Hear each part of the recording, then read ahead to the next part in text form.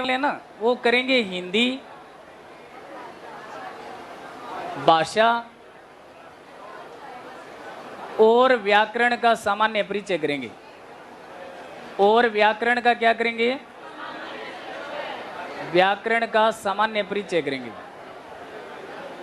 ये जो बच्चे आवाज कर रहे हैं, आपको लग रहा है कि ये कंपटीशन फाइट करेंगे? मैं बता दूं कि ऐसे बच्चे कंपटीशन फाइट नहीं करते हैं, खराब करते हैं दूसरों को। ये जो आप किलकारी वगैरह मार रहे हो ना, बिल्कुल गलत काम कर रहे हो। मैनर्स, बैड मैनर बच्चे हो आप लोग। अच्छी लगी बात ये जो इधर आपके सामने फीमेल बैठी है ना, इनके सामने पर्सनैलिटी ऐसे नहीं बनती है, पढ़ के बनती है। ठीक है ना? सुनो, हम लोगों का टॉपिक है हिंदी भाषा और व्याकरण का सामान्य परिचय। अगर हम लोग एक बेसिकली नॉलेज की बात करें तो ये हिंदी शब्द हमें किसने दिया था? कोई बता सकता है? अब मैं बताता हूं आपको इसकी राम कहानी। अगर मैं इसे डायरेक्ट संधि से स्टार्ट कर दूं या डायरेक्ट समास से स्टार्ट कर दूं तो वो कहते हैं ना, आया मुंडा पटाल छड्डण खेडण जाए पढ़ण। इसका मतलब ये होता है कि उसे नॉलेज नहीं आता। कर दूं स्टार्ट? सबसे पहले तो आप लोग मुझे ये बताओ कि हिंदी भाषा और व्याकरण के अंदर अगर हम बात करें तो ये भारत की बात चल रही है। किसकी बात चल रही है? ये भारत के अंदर हिंदी जो है वो हमारी एक मानक भाषा है, जिसको हम स्टैंडर्ड लैंग्वेज के नाम से जानते हैं। किस नाम से? स्टैंडर्ड लैंग्वेज कहते हैं इसे, मतलब एक मानक भाषा। और मानक भाषा किसे कहते हैं? जो किलकारी मारता है वो बताए तो तुम्हारी पर्सनैलिटी बन जाएगी। मानक भाषा किसे कहते हैं रे? जो सबसे ज्यादा बोली जाती है उसे मानक कहते हैं। जो सबसे ज्यादा बोली जाती है उसे क्या कहते हैं? सबसे ज्यादा बिकने वाला सोना स्टैंडर्ड सोना ही होता है ना? मैंने आपको कहा कि सबसे पहले हिंदी हमारे भारतवर्ष में जब आई तो कैसे आई, इसके बारे में थोड़ा सा इसका उत्थान कर दें, फिर आपको दौड़ाते हैं। फिर आपको एक एक चीजें आपको बेसिकली इतनी बढ़िया बताऊंगा कि वास्तव में तुम बिलीव नहीं करोगे कि यार बातों बातों में हिंदी आ गई। ठीक है ना? एक भी टॉपिक इसका टफ नहीं है। इसके अंदर यहां देखना कि भारतवर्ष की सबसे प्राचीन नदी का नाम क्या है? कौन सी नदी है? सिंधु नदी। अगर आप साइलेंट रहोगे तो मैं कथा बना दूंगा इसे, और जे शोर किया तो फिर गड़बड़ कर दूंगा इसमें।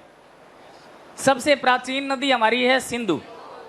हमारी इस नदी के इर्द गिर्द जो रहने वाले लोग थे ना, ये क्या थे? ईरान के थे। हमारे इस नदी के चारों तरफ जो लोग रहते थे वो ईरानी थे। ईरानी नाम तो इनका अभी पड़ा था, पहले इनका नाम ईरानी नहीं था, इनको पारसिया कहते थे। क्या कहते थे? ये वास्तव में बड़े नॉलेज की बात है, क्योंकि हम लोग क्या करते हैं कि हिंदी के जो टीचर होते हैं ना, वो डायरेक्ट कहते हैं चलो वर्ण विचार करते हैं, चलो ध्वनि करते हैं, चलो संधि करते हैं, चलो समास करते हैं। पहले कहानी तो पता करें भी हिंदी क्या है, भाषा क्या है, व्याकरण क्या है, फिर हम इसमें बहुत सारी चीजें ऐड कर सकते हैं। सिंधु नदी के चारों तरफ जो रहने वाले लोग थे वो ईरानी थे। इनको पहले हम लोग ईरानी नहीं पारसिया कहा करते थे। क्या कहते थे? अगर मैं ये कहूं कि ईरान देश के जो लोग थे इनकी भाषा क्या थी, तो हम कहेंगे ईरानी। क्या थी बेटा? पहले इनका नाम, तो इनकी भाषा कैसी थी? पारसी, या हम कह सकते हैं फारसी। फारसी याद रखोगे? सिंधु नदी का जो पश्चिमी भाग था ना, इधर ही होता ना, इधर पूर्व हो गया, ऊपर उत्तर है, नीचे दक्षिण है। इधर की अगर हम बात करें तो यहाँ पर पश्चिम आ जाता है। क्या आ जाता है? इस पश्चिम भाग के अंदर भारत के आर्य लोग रहा करते थे। भारत के अंदर जितने भी हम लोग भारतवासी हैं ना, सब आर्य जाति के। किस जाति के हैं? आर्य लोग रहते थे। अब सुनना क्या कहानी हुई। ये जो बंदे थे ना ईरान वाले, ये कुछ शब्द गलत बोला करते थे। कैसे गलत बोलते थे? ये है को तो कहते थे फे, ये तय और थे को कहते थे तय। क्या कहते थे? और ये दे और दे को क्या कहते थे? दे कहते थे। अगर हम पै और फै की बात करें तो ये पै और फै में से पै यूज करते थे। इतने शब्दों को, इतने वर्णों को ये गलत बोलते थे। कौन? ईरान वाले लोग। होता ही है। ईरान के लोग है को क्या कहते थे? पै, तै और थे को, दे और दे को, पै और फै को। हुआ क्या कि ईरानी लोग जब हमारे लोगों से मिलते थे, आर्य जाति के लोगों से मिलते थे, तो ये सिंधु के किनारे रहने वाले लोग थे, इसलिए सिंधु को, यहां देखना बेटा, सै को तो उन्होंने क्या कर दिया? सै को है कर दिया। सै को क्या कर दिया? यहां पर सै आएगा। क्या आएगा? सै को तो है कर दिया और दे को दे कर दिया। इस तरह से इन्होंने मिलाकर इसे क्या कर दिया? हिंदू। अगर कोई आपसे ये पूछे ना भी हिंदी किस भाषा का शब्द है, तो ईरानी भाषा का शब्द है। हिंदी किस भाषा का है? पारसी भाषा का। हिंदी किस भाषा का है? पारसी भाषा। ऐसे चलते चलते चलते चलते इन्होंने हमें कहा हिंदू और हमारी भाषा को कह दिया हिंदवी। क्या कह दिया? याद रखोगे, हिंदवी शब्द जो है ना, ये हिंदू का ही रूढ़ है। क्या है ये? हिंदू का ही रूढ़ है। तुम्हें पता है ये रूढ़, यौगिक, योग रूढ़ क्या कहानी होती है? मेरे जो पुराने यहाँ स्टूडेंट बैठे हैं ना, वास्तव में वो बच्चे बहुत कुछ सीख चुके हैं। आप बिलीव नहीं करोगे, जो सैटरडे को पेपर होता है ना, उनमें उन बच्चों का अचीवमेंट बहुत बढ़िया रहता है। और जो नए हैं, आप विश्वास करके चलना, भैया जीरो पर हैं। अगर तुम अपने नॉलेज को बढ़ाना चाहते हो तो क्लास के अंदर पूरे एक्टिव रहना, चाहे क्लास 30 मिनट की हो, 35 की हो, 40 की हो, चाहे 45 की हो। टीचर जब कुछ समझाना चाहते हैं ना, तो उसे कैच करो, सीखो। ऐसे नहीं कि हो अल्लाह करके और काम बिगाड़ लो, फिर टीचर ने आपसे क्या लेना है? अगर आप नौकरी लगोगे तो सैलरी मेरे खाते में आएगी? आने वाली है? कभी नहीं आएगी। मिठाई का डिब्बा भी तुम लेकर आते हो तो अकेले अकेले ही खाते हो। सही है ना ये बात? सुनिए साहब, मैंने ये कहा कि हिंदू शब्द जो है ये ईरानियों का दिया हुआ है, पारसी भाषा का शब्द है हिंदू। इन्होंने ही हमें हिंदवी कहा, हमारी भाषा को हिंदवी कहा। हुआ क्या बेटा? सिंधु प्लस में स्थान, सिंधु प्लस में स्थान, इसी को इन्होंने क्या कह दिया? हिंदुस्तान। क्या कह दिया? किसका दिया हुआ है ये? सिंधु नदी के किनारे पर रहते थे। कौन? Very good. ये किस भाषा का है? इस तरह से हमारा ये क्रम चलता है। अब देखिए, आपको एक अच्छी सी बात मैं पूछता हूं, ध्यान से सुनना और फिर मेरे आंसर का, मेरे प्रश्न का आंसर देना। इंटेलिजेंसी जो होती है ना व्यक्ति के अंदर, वो नजरों में होती है। इंटेलिजेंसी कहां पर होती है? आंखों में होती है, उसकी बॉडी से प्रदर्शित नहीं होती है। सही यस या नो? अगर मैं आपसे ये पूछूं कि भारत में सबसे अधिक बोली जाने वाली भाषा कौन सी है? हिंदी। भारत के अंदर सबसे ज्यादा बोली जाने वाली जो भाषा है वो है हिंदी। मैडम आपको करवाते हैं ना, 8वीं अनुसूची में 22 भाषाओं को शामिल किया गया, उनके अंदर हमारी हिंदी भी है, लेकिन इंग्लिश नहीं है। इंग्लिश नहीं है। अगर मैं ये कहूं कि हिंदी भारत में सबसे अधिक मात्रा में बोली जाने वाली भाषा है, तो भारत में सबसे ज्यादा बोली जाने वाली बोली कौन सी है? अब ये सीटीबीटी, ये वही बच्चे हैं जो पढ़ चुके हैं। कौन सी है? भोजपुरी। कौन सी है? बोली में और भाषा में फर्क होता है? क्या फर्क होता है? क्या बोली बोली जाती है और भाषा देखी जाती है? बोली और भाषा में पता है क्या फर्क होता है? एक मिनट। जो कोई क्वेश्चन अगर टीचर पूछे ना, तो उसको एग्जाम की दृष्टि से सही करके बताया करो। जैसे पेपर में पूछा जाता है ऐसे बताया करो। देखो, मैंने पूछा कि बोली और भाषा, बोली जो होती है ना, बोली, इसको लिखा नहीं जा सकता बेटा, और भाषा को लिखा जा सकता। लिखित रूप बोली का होता है या भाषा का होता है? पक्का? अब हम थोड़ी सी चर्चा करते हैं भाषा पर। ये जो भाषा का क्रम है, जैसे मैंने आपको ये बता दिया भी, ये हिंदू, हिंदवी, हिंदी, सब आई बात समझ में? इससे बाहर कोई क्वेश्चन नहीं जाता है। और जो बेसिकली क्वेश्चन पूछा जाता है वो तो बहुत ही साधारण होता है। अगर हम भाषा की बात करें, किसकी बात करें? जानना चाहते हो भाषा के बारे में?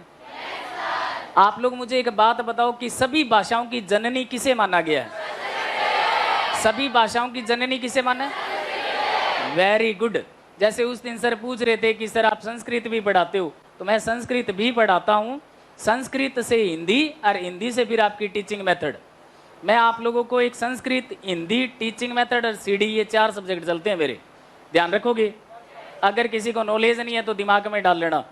मैंने कहा ये भाषा का लिखित रूप होता है साहब, और हमारी हिंदी का भी एक लिखित रूप है। हिंदी हमारी क्या है? मानक भाषा है, ठीक है ना। हिंदी हमारी क्या है? मानक भाषा। अगर मैं ये कहूं कि इसका भाषा का जो सही क्रम है वो क्या होगा, एक प्रश्न पड़ता है साहब का, सही क्रम का एक प्रश्न पड़ता है। और आप बिलीव नहीं करोगे, जो बच्चे कहते हैं ना हम तो तोप है, पढ़ाई के अंदर 1 नंबर पर चल रहे हैं सर, तोप है हम तो, बहुत तगड़ी तोप है। हिंदी के अंदर ऐसे ऐसे क्वेश्चन होते हैं, आता हुआ क्वेश्चन गलत हो जाता है, सीटीबीटी गुल हो जाती है, पता ही नहीं लगता कैसे गलत हो गया। मैंने कहा कि भाषा का सही क्रम क्या होता है, तो भाषा का सही क्रम होता है संस्कृत। क्या है? सब भाषाओं की जननी संस्कृत। संस्कृत के बाद में कौन सी भाषा है? पाली में मात्रा बड़ी लगती है कि छोटी लगती है? भाषा में मात्रा छोटी, राज्य का जिक्र चले तो बड़ी। तो यहां पर अगर हम लिखें पाली, तो यहां पर आ जाएगा ये वाला पाली। फिर इसके बाद में प्राकृत, कौन सी है? और प्राकृत के बाद में अपभ्रंश। कंपटीशन की क्लास के अंदर अगर कोई बच्चा कान और आंख खुली रखे ना, तो बोली बोली में ही सीख जाता है, लिखने की जरूरत नहीं पड़ती, कॉपी काली करने की जरूरत नहीं है आपको। अपभ्रंश को ही अपने क्या कहते हैं? अवहट कहते हैं। क्या कहते हैं? अवहट कहते हैं।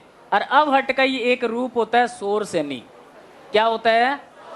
शोर सैनी। और शोर सैनी के बाद में कौन सी भाषा आती है? हिंदी। भारत के अंदर हमारे ये क्रम चला था साहब। अब हम लोग हिंदी पढ़ रहे हैं। अब हम लोग क्या पढ़ रहे हैं? ये आपकी हिंदी का सही क्रम था। एक प्रश्न इससे टूटता ही नहीं है, बड़ा लाजवाब प्रश्न उठता है इससे। पहला क्या था रे?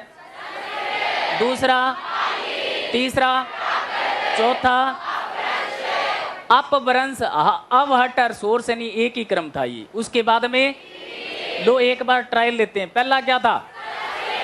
दूसरा, तीसरा, चौथा, पांचवा हिंदी, पांचवा क्या था? यानी कि हमारे हिंदी का जो क्रम काल है वो 5 नंबर पर था। क्या था?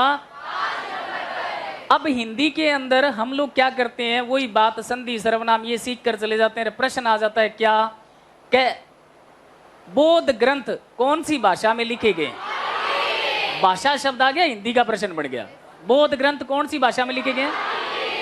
बोध ग्रंथ की जो रचना थी वो पाली भाषा में की गई थी। बोध ग्रंथ कौन सी भाषा में? याद रखोगे या भूल जाओगे? अगर मैं कहूं प्राकृत भाषा में, जैन ग्रंथ। जैन। अगर मैं ये पूछूं कि ये जो जैन शब्द है इसके अंदर मूल शब्द क्या है? कौन है ये इन बड़ा? ज्यादा पढ़ ली क्या? कहां से आवाज आई? आप थे। जिन मेरे को सुना इन, तो गड़बड़ कर दी। मैंने कहा इन बताया तो गड़बड़ कर दी, जिन बताया तो सही है।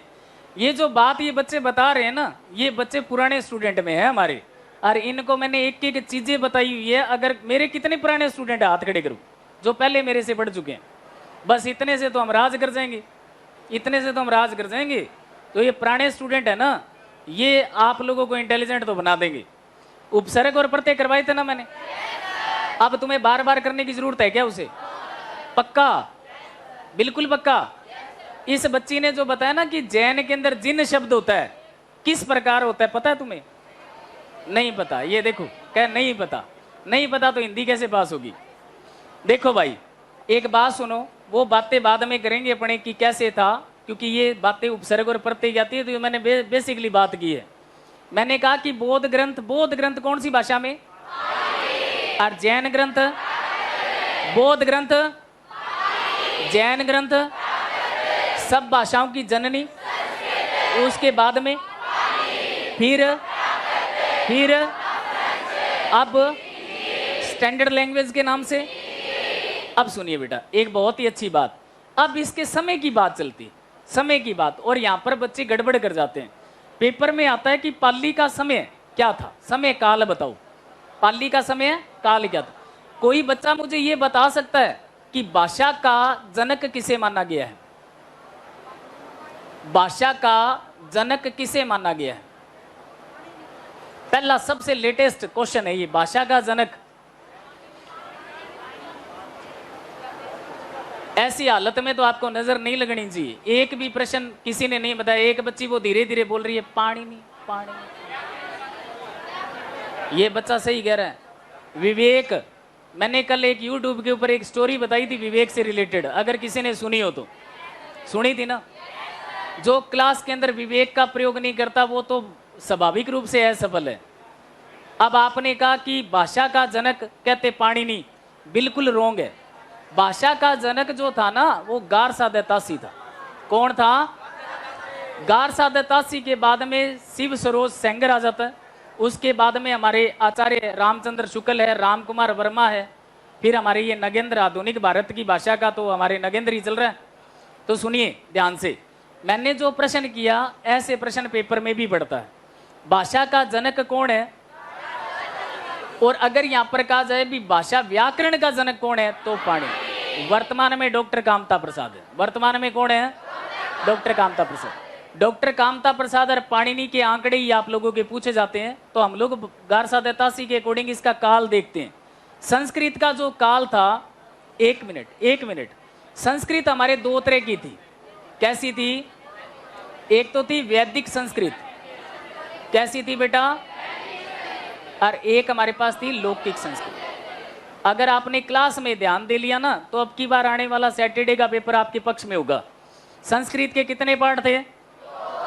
मेरी जो एमए की है ना, मास्टर ऑफ डिग्री है, वो मेरी इसमें की हुई है वैदिक संस्कृत के अंदर। वैदिक संस्कृत के अंदर मेरी एमए की हुई है, मास्टर ऑफ डिग्री है मेरे पास। ध्यान देना, यहाँ पर एक तो होता है वैदिक काल, एक है लौकिक काल। दो तरह की संस्कृत के पार्ट होते हैं। वैदिक के अंदर धर्म ग्रंथ की जानकारी दी जाती है, वास्तुशास्त्र का नॉलेज दिया जाता है, वैदिक। और दूसरा आ गया हमारे पास लौकिक। आपसे ये पूछेगा कि वैदिक काल की का समय क्या था? एक मिनट बेटा, अगर आपने इनमें समय निकालना हो ना तो 500 का अंतर कर देना, आपका एग्जैक्ट आंसर आएगा। 500 का अंतर करना है। यहां पर अगर वो पूछे तो यहां हो जाएगा 1500 ईसा पूर्व से 1000 ईसा पूर्व तक। याद रखोगे? लेकिन उन बच्चों की याद नहीं रहता है जो केवल रटा मारते हैं। जो रटा मारने की प्रवृत्ति होती है ना, ये जो किलकारी मारते हैं, मेरे से लिखवा लो अगर उनका क्वेश्चन सही हो जाए तो। 2 ही मिनट के बाद में एक प्रश्न दूंगा मैं आपको। मैंने कहा वैदिक काल 1500 ईसा पूर्व से 1000 ईसा पूर्व। अगर मैं ये कहता हूं लौकिक काल तो इसका समय था 1000 ईसा पूर्व से 500 ईसा पूर्व तक। याद रखोगे? यार एक चीज समझ में नहीं आ रही है, ये उल्टा कैसे चल रहा है? 1500, 1000 और 1000 से 500। इस क्लास के अंदर कितने ऐसे बच्चे हैं जिनको ये पता नहीं चलता है भी ईसा पूर्व उल्टा क्यों चलता है? हाथ खड़े करो। सबको पता है? मेरे को नहीं पता है। बहुत अच्छी बात है कि आपको पता है, मेरे को पता नहीं। आप लोग मुझे बता सकते हो। ये बताएगा बेटा, तू खड़ा होना एक बार। हाँ, क्या कारण है? ये मेरी समझ में नहीं है आज तक। ईसा मसीह के जन्म से पहले का जो था वो घटता जाएगा और फिर बाकी बढ़ जाएगा। क्या ये सही कह रहा है? इस तरह से चलता है बेटा। शायद थोड़ा सा नॉलेज तो है मेरे को, ऐसी बात नहीं है। ईसा मसीह है, ये थे ईसा मसीह है।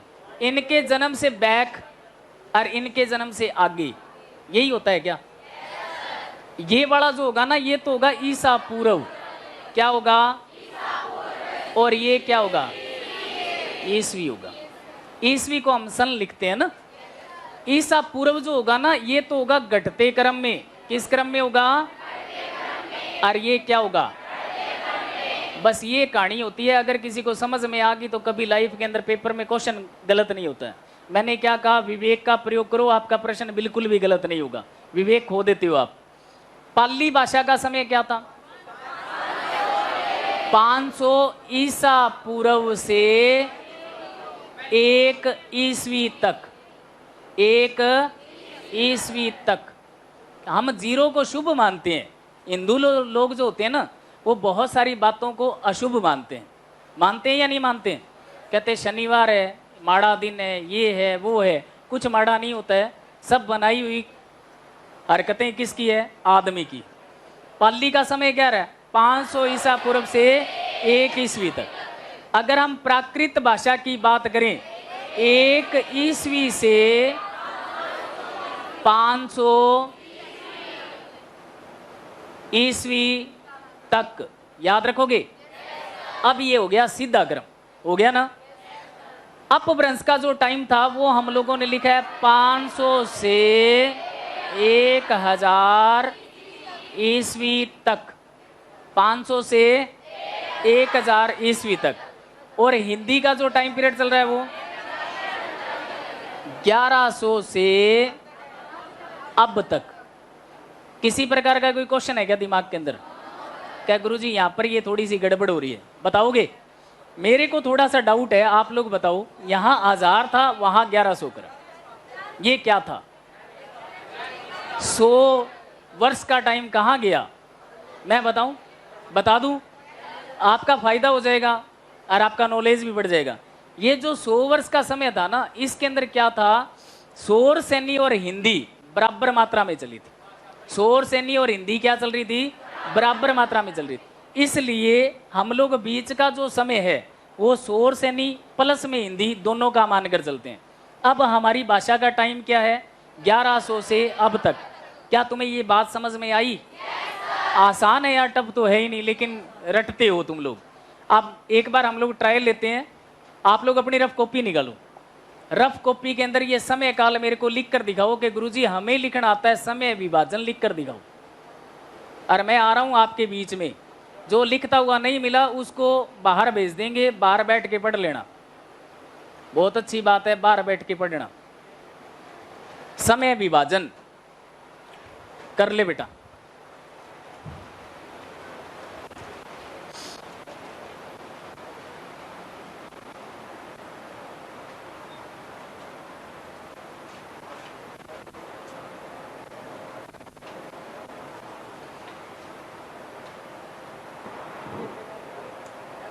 कॉपी निकालने में जिसने 15 मिनट लगा दिए वो क्या लिखेगा?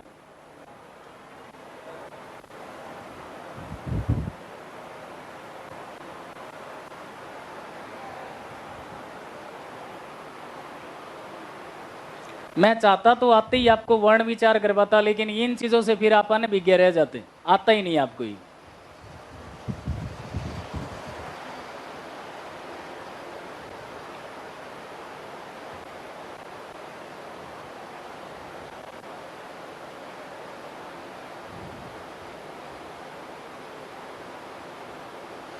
गुरुजी आज तक ये बात समझ में नहीं आई थी, लेकिन आज आ गई। बहुत कुछ समझ में आएगा अगर डिसिप्लिन के साथ रहोगे तो।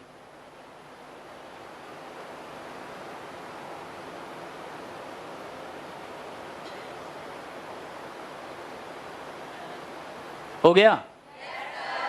किस किस ने किया? हाथ खड़े करना। Very good. बाकी जो ये धीमी गति से चलने वाले हैं ना, वो काम बिगाड़ते हैं। इतना भी धीमा नहीं होना चाहिए यार। क्लास के अंदर रफली काम किया करो, घर जाके फेयर किया करो। नीचे कर लो हाथ, दिख गए? भूल गया था क्या ऐसे हाथ खड़ा करके? चलो जी, हम लोगों ने जो समय लिखा है एक बार हम लोग चर्चा का विषय बनाते हैं। सबसे पहले हमने काल विभाजन में क्या लिखा था? उसके बाद में और अब क्या चल रही है? देखो मैंने ये तीनों इसलिए लिखवाया था, अपभ्रंश, अवहट और शोर सेनी। कई बार क्या होता है, अपभ्रंश को साइलेंट कर देता है, अवहट दे देता है, और अवहट को साइलेंट कर देगा, शोर सेनी दे देगा। तो हमें ये पता होना चाहिए भी ये चौथा क्रम जो था ना, यहाँ पर अपभ्रंश, अवहट और शोर सेनी ये तीनों चले थे। याद रखोगे? बहुत सिंपल सी लैंग्वेज है, इतना मैंने बताया ही नहीं। सबसे पहले मैंने यहाँ संस्कृत लिखी, सभी भाषाओं की जननी। इसको कितने भागों में? क्लास के अंदर ऐसे शर्माया मत किया करो, ठीक है ना? बिल्कुल ऐसे शर्म नहीं होनी चाहिए कि मैं बोलूंगा मुझे शर्म आ जाएगी, मैं तो क्लास के अंदर सबसे बड़ा नजर आ रहा हूं, मैं तो बोलूंगा मुझे शर्म आ जाएगी। शर्म किसको आती है पता है? शर्म किसे आती है? शर्म जो गलत काम करता है। हम कोई गलत काम थोड़ी ना कर रहे हैं, हम क्या कर रहे हैं? हम तो सीख रहे हैं भाई। शर्म आनी चाहिए रे। चलो फिर मेरे साथ साथ बोलो, पहला क्या था? दूसरा क्या टाइम था? 1500 से फिर क्या था? आपके समझ आ रहा है? अगर ये क्वेश्चन किसी भी तरह से पलटी मार के आए तो घबराओगे? बिल्कुल घबराओगे। क्यों? क्योंकि तुम ये रट्टा मारा हुआ है, ऊपर से ये क्रम चल पड़ा। अगर मैं उल्टा दे दूं तो तुम्हें आता ही नहीं। यहां पर क्या लिखा था? अगर भाषा चलेगी तो मात्रा कौन सी? और राजस्थान का एक जिला आ जाए तो क्या होगा? बड़ी। राजस्थान का जिला है पाली, ठीक है ना? तो मैंने यहां पर कौन सा समय सीमा लिखाई? 1 ईस्वी। 500 से याद रखोगे? प्यारे बच्चों, यहां पर बच्चे क्या करते हैं? ईसा पूर्व लिख देते हैं और गड़बड़ हो जाता है मामला। ऐसा होता है। वहां पर लिखा जाएगा प्राकृत भाषा का समय विभाजन है, और वो दे देगा आपको 500 से 1 ईस्वी, और फिर दे देगा 500 से 1 ईसा पूर्व, और फिर दे देगा दोनों, और फिर दे देगा इनमें से कोई नहीं, है ना? आपका गड़बड़ हो सकता है। इसके बाद में इसका समय क्या रहे? 1 से 500 ईस्वी। 1 से 500 ईस्वी, और इसके बाद में 500 से 1000। अच्छा, इधर आएगा तो ये इधर गलत हो गया। यहाँ हिंदी लिखा हुआ है, नहीं लिखा हुआ ना, तो फिर गलत तो नहीं था। चलो यहाँ ध्यान रखो, 500 से याद रखोगे। अगर हम यहाँ करें 1000 से, समझदार तो हो। मैंने जैसे आपके बारे में सुना था ना, वैसे नजर तो नहीं आ रहे हो। कहते ये क्लास सबसे ज्यादा किलकारी मारती है। किलकारी क्यों मारती है ये मेरी आज तो समझ में नहीं है। कोई मारने वाला है यहाँ? मारने वाला जो बच्चा हो ना, उसको ये समझना चाहिए कि तेरा समय नहीं आया, कुछ दिन रेस्ट कर लेना चाहिए। जिस दिन समय आएगा ना, उस दिन आपकी किलकारियां बंद हो जाएगी और तुम्हें क्या दिखाई देगा? नौकरी, नौकरी, नौकरी और नौकरी। छोकरी तो मिलेगी मिलेगी, नौकरी लगे होंगे। ध्यान में रखोगे ये पक्का? बीच का 100 कहाँ गया? हम लोगों ने जो स्टार्टिंग में बात की थी, सुनो एक मिनट। मैंने ये कहा था कि सबसे पहले हमें हिंदी के बारे में इतना ही नॉलेज रखना है भी प्राचीन नदी सिंधु, इसके किनारे पर रहने वाले ईरानी। हिंदी शब्द ईरानियों का दिया हुआ है, ईरानी शब्द है ये, पारसी या हम फारसी कह सकते हैं। इसके पश्चिम भाग में कौन रहते थे? आर्य जाति के लोग रहते थे। आर्य जाति के लोगों को हिंदू शब्द किसने दिया? पारसियों ने। किसने दिया? ये छोटी मोटी बातें इसमें याद रखनी है। फिर हमने भाषा की जानकारी ली। भाषा के अंदर आपको इतना ही नॉलेज होना चाहिए कि हमें भाषा काल का विभाजन जो है उसका नॉलेज होना चाहिए, भी समय सीमा क्या है।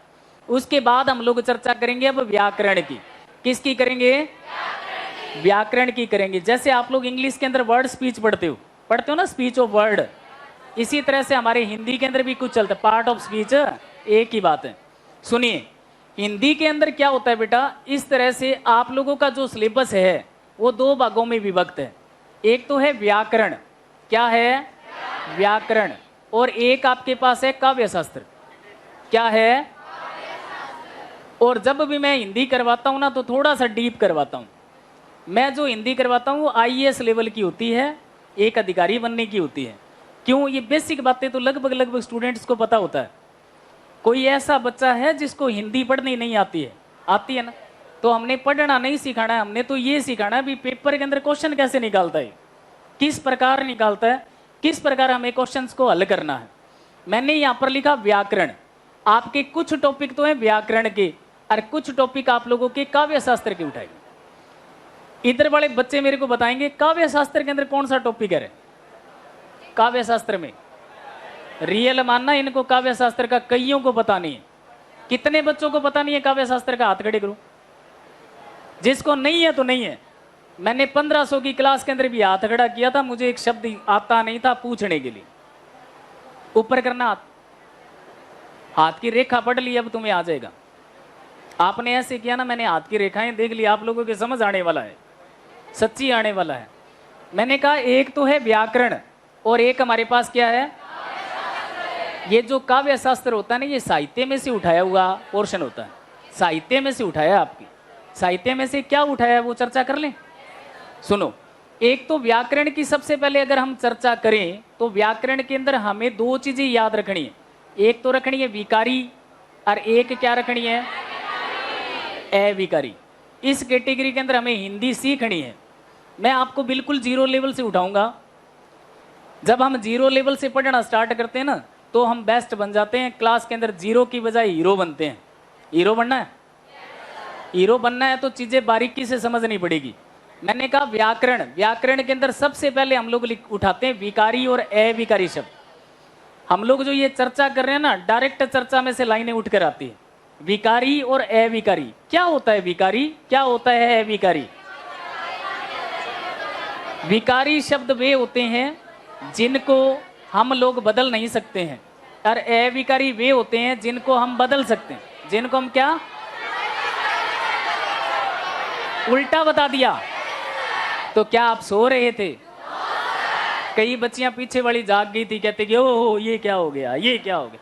विकारी का मतलब होता है जिसमें परिवर्तन होता है, अविकारी जिसमें परिवर्तन नहीं होता। कोई बच्चा मुझे बता सकता है कि विकारी शब्द हिंदी में कितने होते हैं?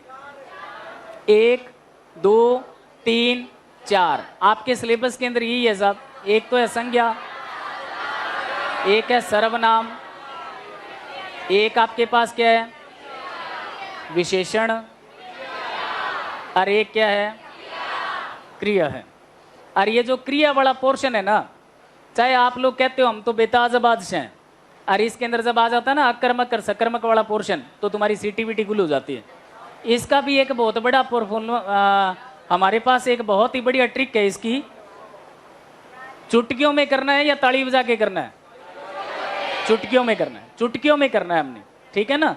एक इसके अंदर जो चलता है ना ये अविकारी। अगर पेपर में आपसे ये पूछा जाए अविकारी कितने होते हैं, देखो सीबीएसई बोर्ड का जो नया सिलेबस आया उसमें 5वां ऐड किया गया है, पहले 4 ही थे। ये कितने थे? पहले 4 ही थे। इसके अंदर एक तो चलता है हमारे पास क्रिया विशेषण। क्या चलता है?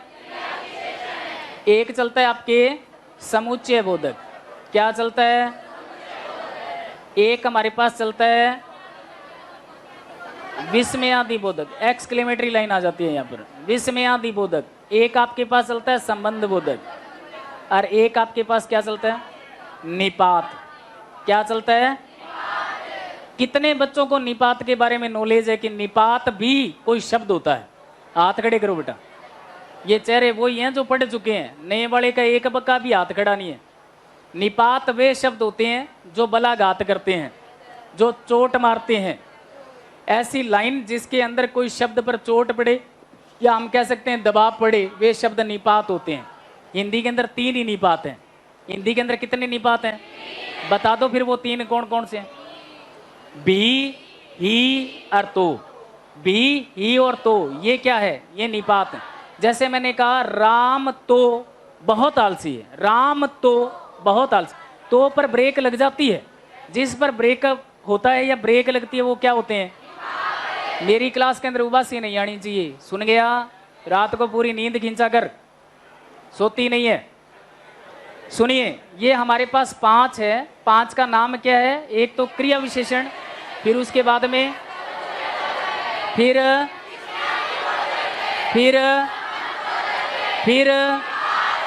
दोबारा से बताओ, पहला, दूसरा, तीसरा, चौथा, 5वां। विकारी शब्द कितने होते हैं? पहला क्या होता है, दूसरा, तीसरा, चौथा। बहुत बातें आपको समझ में आ गई, बहुत बातें आपको समझ में आ गई। बेटा तू खड़ी हो यहाँ से, क्या नाम है तेरा? हाँ खड़ी हो। पाली भाषा का समय बताना मेरे को, क्या था दिमाग से निकल गया, कोई पूछ ले तो याद तो रखूं। 1 मिनट। सर को पकड़ना भी आता है कि कौन नहीं समझ रहा है। 500 से सच्ची कह के बात तो ये सही कह रही है। ये कहती है 500 से बैठ जा। मैं सोच रहा था कि तू सो रही है, तेरे चश्मे के अंदर ऐसे लग रहा था आंखें बंद हो रही है तेरी। अब हमने ये 4 किए, संज्ञा, सर्वनाम, विशेषण और क्रिया। ये इतना सही है रे आपका सिलेबस। इतना सही सिलेबस है और कोई सिलेबस नहीं है। इन्हीं में से बाहर निकलेंगे आपके क्वेश्चंस। आपके जो काव्य शास्त्र है बेटा, इसके अंदर एक तो उठाएगा छंद। क्या उठाएगा? कितने बच्चों ने पहली बार ये शब्द देखा है छंद वाला? हाथ खड़े करो। ये देखना, 4 ही बच्चे और बाकी तुम्हें स्कूल के अंदर करवाया हुआ है? तुम्हें करवाया हुआ है? ये कह रहे ना हाथ खड़ा कर, मैंने करवाया हुआ है। हाँ, छंद होता है ये माता राज बांसलगा, ये माता, ये माता, ये छंद की प्रक्रिया है। आया हुआ होगा तो तुक्का मार सकते हैं। एक बंदा कहता कि सर मेरे तुक्के कभी सही नहीं होते हैं। मैंने कहा तू तुक्का कैसे मारता है? क्या सर प्रश्न लिखा होता है ना, इसके 4 ऑप्शंस होते हैं। मैंने कहा हाँ। मैंने कहा चारों में से चारों ही नहीं आते हैं क्या? कहते हैं हाँ। कहता फिर तुक्का मारता हूं। मैंने कहा ऐसा तुक्का मारना, रेलगाड़ी की पटरियों पर खड़ा होना बीच में, और गाड़ी आ रही है, कह रहे निकल जा। अब गाड़ी ऐसे निकलेगी, निकल जाएगी ऐसे? नहीं ना। यहां रिस्क नहीं होता है बेटा। यहां पर रिस्क लिया जा सकता है जब 2 हमें नहीं आते हो। तो यहां तो बंदे अक्कड़ बक्कड़ खेल के ही पूरा कर देते हैं। अक्कड़ बक्कड़ बम्बे बोर 80 90 पूरे 100 में निकला धागार, चोर निकल कर बाहर। ये कहानी बन जाती है। कभी करना मत गड़बड़ भी हो जाती, कभी करना मत गड़बड़ भी हो जाती। एक आपके आता है रस। क्या आता है? क्या आता है? कोई बच्चा बता दे कि हमारे कितने रस हैं? एक तो है। एक ट्रिक बताऊं? एक ट्रिक बता दूं? ये देखो, ये बच्चे बता रहे हैं। क्या है? 1 मिनट साइलेंट हो, तुम्हें एक रोचक बात बताता हूं। शहर की बीवी व भाभी अद्भुत होवे है। शहर की बीवी व भाभी, यही रस है। और रस में क्या है? यही है ना। शहर की बीवी व भाभी, वो पीछे वाले सोच रहे हैं भी अद्भुत का मतलब क्या होता है? अनोखा होता है। और अनोखे का मतलब ये होता है एक बार देख लिया तो फिर गड़बड़ हो जाती है। इसलिए कहते हैं शहर की बीवी व भाभी अद्भुत हो गई। 1 मिनट, मैं रस के बारे में अगर एक चर्चा करूं तो ये जो पुराने बच्चे बैठे हैं इन्हीं से चर्चा करते हैं हम लोग, है ना। आपको यही लिखवाया क्या मैंने? शहर की बीवी। मैं देखना चाहता हूं कि भूल गए कि वही हो। बीवी वे भाभी अद्भुत होवे है, अद्भुत होवे है। ये हमारे रस हैं बेटा। यही हमारे क्या है? काउंटिंग करो कितने हैं? 1 2 3 4 5 6 7 8 9 10। एक यहां पर निकाल लेना, 11। हम 2 निकाल लेते हैं। यही होते हैं ना। आपको पता है ये क्या लिखा हुआ था? क्या था ये? शहर की बीवी व भाभी अद्भुत होवे है। एक बार और बोलो, क्या था ये? शहर की बीवी व भाभी अद्भुत होवे है। एक बार और बोल कर दिखाओ। शहर की बीवी व भाभी अद्भुत होवे है। जिसका दिमाग कमजोर है वो लिख नहीं सकता। आप लोग लिख कर दिखाओ। अरे गया नहीं। लिख कर दिखाओ। जैसे मैंने लिखा था, शहर की बीवी व भाभी अद्भुत होवे। सुनने में अच्छा लिखा देखो लिखने में कैसा लगता है आपको? 50 मिनट की क्लास के अंदर सीईटी का कम से कम 2 प्रश्न हल करवा चुका हूं मैं। तुम्हें पता भी नहीं लगा। कुछ पल्ले पड़ी बात? कहानी पल्ले पड़ गई? वो पीछे चश्मे वाली कुछ ज्यादा ही खुश हो रही है। बेटा खड़ी होना एक बार। येलो टी-शर्ट, खड़े हो जाओ। अब हट और शोर से निकल। समय बताना मेरे को, दिमाग से निकल गया।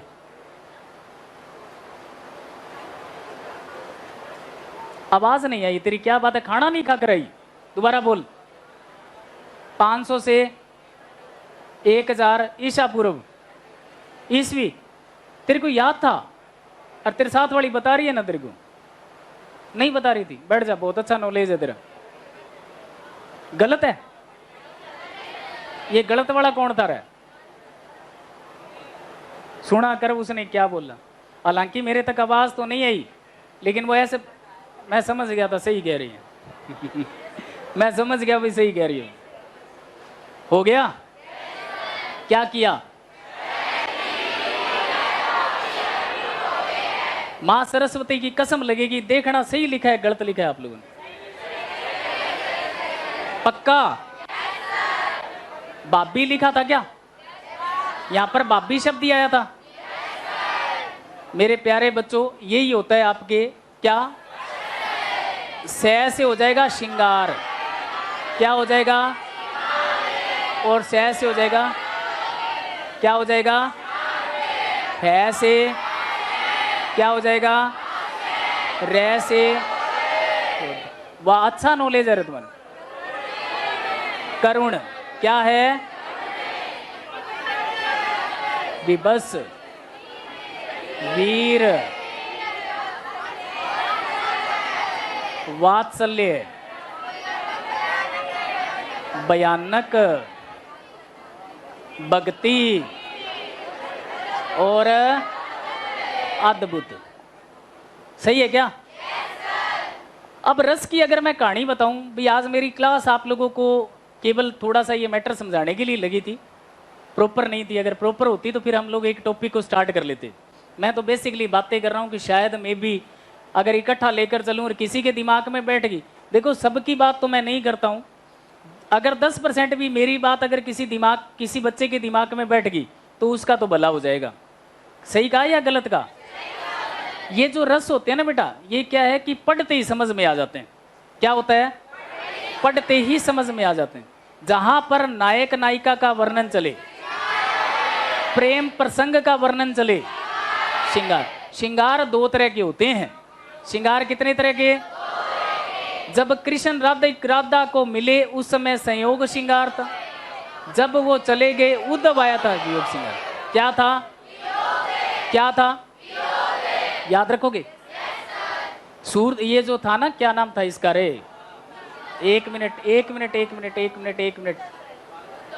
रहीम जो थे, रहीम, इन्होंने भी कृष्ण पर कुछ वाक्यांश लिखे हुए हैं। मैंने कहा श्रृंगार, फिर का शांत, फिर का हास्य, रौद्र, करुण, विभस, वीर, वात्सल्य, भयानक, भक्ति, अद्भुत, है ना? अगर मैं ये कहूं कि हिंदी की किताबें बड़ी बेवफा, सुबह पढ़ा शाम को सफा, तो क्या होगा? क्या होगा? चमक उठी सन 57 की वह तलवार पुरानी थी, खूब लड़ी मर्दानी वो तो झांसी वाली रंग। कौन सा होगा? क्या ये चीज पकड़ में नहीं आती है? अरे आती होती तो इतनी दिक्कत कहाँ होती। तुम्हें तो ये लिखना भी नहीं आ रहा था कि ये 11 कौन कौन से होते हैं। कई हमारे साथी जो किलकारी मारने वाले थे उनको तो आता ही नहीं था। वो तो सोच रहे थे भी कोई पॉइंट मिल जाए तो बस यही जानते हैं। अब याद रखोगे रस के बारे में? हम लोग सीखने के लिए आते हैं, माता पिता हमारे पीछे बहुत तगड़ा पैसा लगाते हैं और उस पैसे से हम लोगों ने आगे बढ़ना है। हमारी पहचान हमारे माता पिता से नहीं होनी चाहिए बेटा, हमारी पहचान से हमारे माता पिता होने चाहिए। सही है या गलत है? सही कहा ना? समझ में आई बात?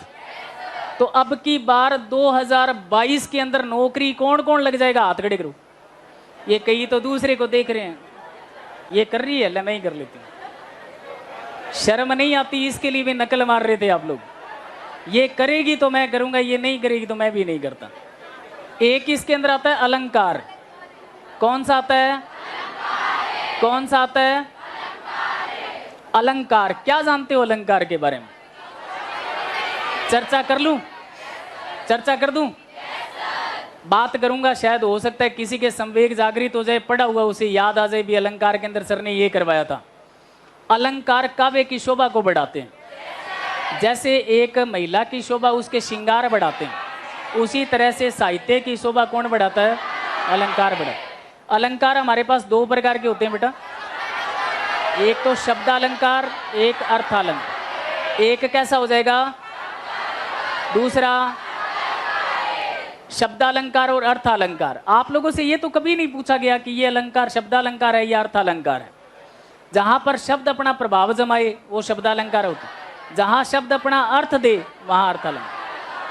जैसे आप लोगों को अगर पता हो तो हम लोगों ने पढ़ा है अनुप्रास है, उपमा है, उत्प्रेक्षा है, मानवीकरण है, अतिशोक्ति है, पढ़े हैं ना हम लोगों ने। पुनरुक्ति प्रकाश है, पढ़ा है ना। अगर मैं ये पूछता हूं कि चारू चंद्र की चंचल किरणें खेल रही जल थल में, चारू चंद्र की चंचल किरणें खेल रही जल थल में, कौन सा होगा? कौन सा? अनुप्रास की क्या पहचान होती है कि हमें अनुप्रास? देखो वास्तव में, एक मिनट रुको, आप चाहते हो ना भी हिंदी का किसी भी परीक्षा के अंदर पेपर में कोई क्वेश्चन आए हमारा सही हो जाए, तो इसके लिए पढ़ना पड़ता है। और आप लोग बहुत ज़्यादा सौभाग्यशाली हो कि आपने एक मुश्त रकम देकर और आपने अपनी टेंशन अपने टीचर को दे दी। आपके जो टीचर आते हैं ना यहाँ पर, आप ये मत सोचना कि वो टेंशन युक्त नहीं होते हैं, आपकी टेंशन लेकर आते हैं कि हम लोग जो समझा रहे हैं इनके काम आ जाए। ऐसा ही होता है ना, हर टीचर की एक खूबी होती है। जब आप लोग टीचर बनोगे तो आपके दिमाग में भी ऐसा ही होगा, है ना। मैंने कहा कि हनुमान की पूंछ में लग न पाई आग, लंका जारी क्या है? अभी अतिशोक्ति क्यों हुई? तुम्हें किस बात से पता लगा कि ये बढ़ा चढ़ाकर बात की जाए? हाँ भैया, हनुमान इतना कितना का बलवान था कि पूंछ में आग लगी नहीं और सारी लंका ही जल गई। ये बढ़ाना चढ़ाना था, क्या था ये? बात पल्ले पड़ रही है? पक्का? अनुप्रास के अंदर क्या होता है? वर्ण की आवृत्ति। चलो तुम्हें एक रोचक सा बताता हूं। सजना है मुझे सजना के लिए, सजना है मुझे, एक मिनट, ये जो बच्चे इधर वाले शोर कर रहे हैं ना, सही बात बताऊं तो इन्हें समझ में नहीं आया। अरे भाई, सजना है यानी ब्यूटी पार्लर जाना है, सजना के लिए, प्रीतम के लिए, क्या होगा इसमें? एक बच्चा बोल कर बताओ, जिसको बताओ क्या होगा? सलेस। सलेस के अंदर चिपकना होता है बेटा, सलेस का मतलब चिपकना होता है? क्या होगा? Very good. अगर मैं ये पूछूं सपना है तो नहीं, क्या? एक मिनट रुको, सपना है कोई? है भाई? नहीं है। सपना, सपना समझ के भूल मत जाना, कौन सा होगा? कौन सा होगा? इस प्रकार से जो कैटेगरियां बनती है वो हमारे अलंकार को शो करती है। जैसे आपने अभी सलेस का कहा था ना, तो सलेस के अंदर शब्द चिपकते हैं, सलेस के अंदर शब्द। कोई बच्चा सलेस का उदाहरण दो, हैं? खड़ी होके बता। हाँ, सुब्रण को खोजत फिरत कवि व्यभिचारी चोर, सुब्रण को खोजत फिरत। हाँ, सुब्रण जो शब्द है वो कवि व्यभिचारी चोर के लिए है। तू क्या बता रहा था? हैं? रहीमन पानी राखिए बिन पानी सब सून, पानी गए न उबरे मोती मानस चून। मोती मानस, कुछ कुछ छोटी छोटी ट्रिक्स है, अगर हम छोटी छोटी बात करें तो लगभग लगभग ये बच्चे सही कर रहे थे। आपको मैंने उपमा की क्या पहचान बताई थी? बताया था। उपमा अलंकार जो होता है ना, उपमा, इसके अंदर पता है क्या चलता है? आप लोगों ने पेपर को क्रैक करना है या विद्वान बनना है? आप लोगों ने पेपर को क्रैक करना है या विद्वान बनना है? विद्वान तो तुम चाहकर भी नहीं बन सकते। क्यों? क्योंकि एक नहीं सारे सब्जेक्ट पढ़ने होते हैं। तो इसलिए मैं आपको ट्रिक बताता हूं भी। आ जाए सा, सी, से, सरिस या आ जाए सम, तो ये किस में आ जाता है? किस में आ जाता है? इतनी सी पहचान याद रखना। अगर ऐसा कोई चीज लगी हुई आ जाए तो वहां पर हम क्या करते हैं? और रूपक अलंकार में क्या होता है?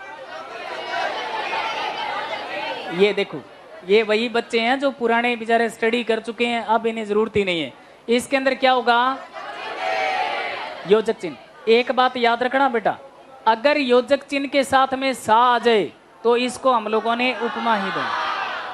अगर सिंपल वे में आ जाए, जैसे ये आ जाए, मात पिता बैरी भये जेने पढ़ाए बाल, जीवन भर खिंचती रहे अनपढ़ जन की खाल, तो यहाँ पर रूपक अलंकार कौन सा होगा? कुछ बातें पकड़नी पड़ती है। ये कोई किसी किताब के उदाहरण नहीं है, कोई किताब नहीं छाप कर देती भी इस तरह से अगर हम करें तो हो जाए। ये तो हमारी बनाई हुई है। अब इसके अंदर 99% बच्चे क्या करते हैं? सही कर लेते हैं, 1% में धोखा खा जाते हैं, 1% में धोखा खा जाते हैं।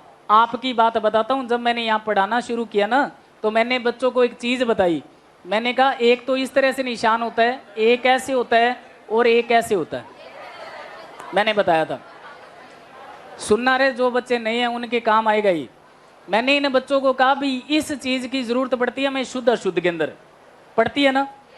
और मैंने उनको एक बढ़िया सी चीज बता दी कि ये जो निशान है ये बड़ा, ये सदैव कहाँ लगता है, आ और बड़े ऊ के साथ, आ और बड़े ऊ के साथ सदैव आप किसे देखोगे बेटा, फर्क पड़ता है, फर्क पड़ता है बिंदी लगाने से, फर्क पड़ता है चंद्र बिंदु लगाने से। रियल मानना, वास्तव में बहुत फर्क पड़ता है। कैसे पड़ता है सुनो, मैंने कहा भी ये 99% काम करेगा, 1% अपवादित होता है, लेकिन मानने नहीं, कहते ना गुरुजी हम तो आप आपकी अकॉर्डिंग ही करेंगे। एक शब्द आ गया उनके सामने, एक ऐसे आ गया और एक ऐसे आ गया, क्या इन दोनों में अंतर नहीं है? क्या इन दोनों में अंतर नहीं है? है तो मुझे बताओ इसको क्या कहते हैं? SWAN, स्वान। और इसको क्या कहते हैं? एक क्रिया है और एक क्या है, संज्ञा। लेकिन हम लोगों की तरफ ये ध्यान नहीं दिया जाता है, उस वजह से हम लोग क्वेश्चन गलत करते हैं। और ये वास्तविकता है। आप चाहते हो कि आपका क्वेश्चन गलत हो? नहीं चाहते ना, तो बी सीरियस होकर स्टडी किया करो। मैंने कहा आंख शब्द लिखो, आंख। अब आपने ये आंख लिखा, ये क्या है बेटा, खड़ी पाई है, तो हम लोग यहाँ क्या लगाएंगे? क्या कोई बता सकता है कि इस चिन्ह को हिंदी में क्या कहते हैं? क्या कहते हैं? लेकिन बच्चे कहते हैं चंद्र बिंदु कहते हैं, कहते हैं। ये निशान पूछे जाते हैं वहां पर, इसको क्या कहते हैं? क्या कहते हैं? क्या कहते हैं? और इस निशान को क्या कहते हैं? अनुस्वार। क्या कहते हैं? अनुस्वार का प्रयोग कैसे होता है? पंचम वर्ण के रूप में। मैंने आपको बहुत बारीकियां बताकर फिर खड़ा किया था, ऐसे खड़ा किया था।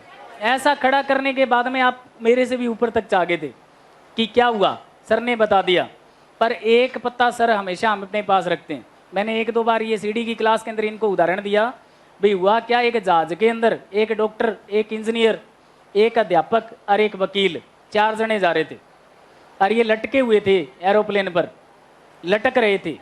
तो पायलट ने कहा कि सुनिए वजन ज़्यादा हो गया है, एक बंदे को नीचे उतारना पड़ेगा। डॉक्टर कहता मैं तो कौन नहीं उतरूं। इंजीनियर कहता मैं क्यों उतरूं, फिर मैं भी नहीं उतरता। वकील कहता छोड़ मैं तो आप नहीं उतरता। अब मेरे जैसे कोई शाना मानस बैठा था, अध्यापक, वो कहने लगा मैं उतर जाऊंगा। हो गए खुश? कहते हो गए खुश, कहते ताली बजाओ, बजाओ ताली।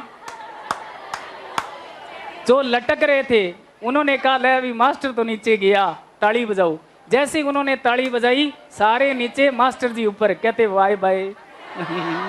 आज की क्लास में इतना ही करेंगे, बाकी कल करेंगे। बाय।